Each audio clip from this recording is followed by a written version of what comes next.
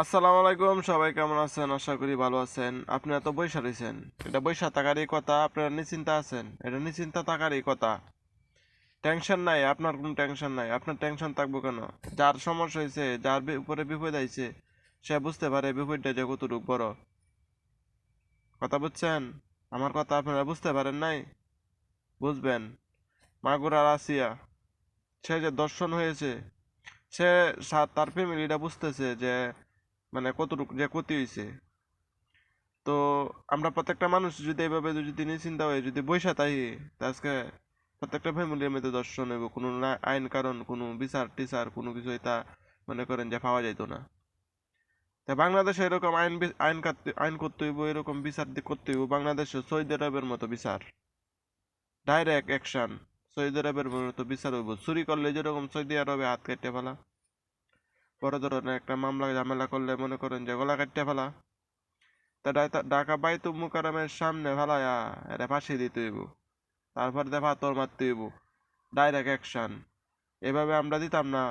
এই আসিয়ার মতো হাজার হাজার মেয়েরা দর্শন হোক, এটা আমরা চাই না। আমরা একজন প্রবাসী, আমরা চাই না বাংলাদেশে এরকম পরিস্থিতি থাকুক। আমরা সুন্দর বাংলাদেশ চাই। বাংলাদেশটা এরকম আইন চাই, আমরা সৌদি আরবের মতো আইন করতে হইব। আমরা যদি বাংলাদেশে যদি সৌদি আরবের মতো আইন যদি না দেখতে পারি, তাহলে আমরা প্রবাসীরা যা করার আমরা প্রবাসীরাই করব। আমরা কারো দিকে আমরা অপেক্ষা করব না।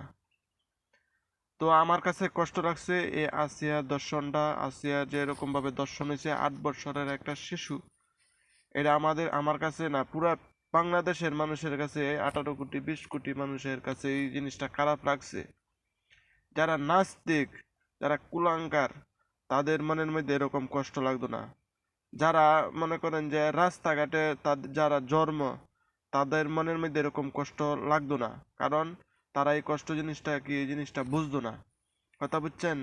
তো এই আইনটা মনে করেন যে ভালো মানুষের হাতে এই আইনটা করতে হইব। এই আইনটা অবশ্যই করা জরুরি। আপনারা অবশ্যই এই আইনটা করবেন। বাংলাদেশে যে আইনগুলি আছে, সৌদি আরবের মতো আইন চাই। আমি একজন সৌদি প্রবাসী হিসাবে বলতেছি, আমি সৌদি আরবের মতো আইন চাই। এবং এই যে আসিয়ার যে শিশু শিশু যে হত্যাকারীরা, এটার বিচারটা আমরা দেখতে চাই ঢাকা বাইতুল মুকাররমের সামনে। আমরা সরাসরি দেখতে চাই। কোনো পুলিশ, কোনো আইন, কোনো সেনাবাহিনী এতে কোনো কিছু দেওয়ার সময় নাই। কথা বুঝছেন? এটা আইনে চলতো না। এটা 2 বছর 5 বছরের জেল হইব, এটা আমরা মানি না। ডাইরেক্ট মৃত্যুদণ্ড, ডাইরেক্ট মৃত্যুদণ্ড। সবাই ভালো থাকবেন, সুস্থ থাকবেন। আল্লাহ হাফেজ।